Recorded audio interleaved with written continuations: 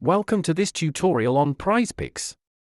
Today, we're diving into how to remove a payment method easily in 2025. You might wonder why you'd want to remove a payment method. Perhaps you have a new card, or you're just simplifying your account. Let's start by accessing your account settings.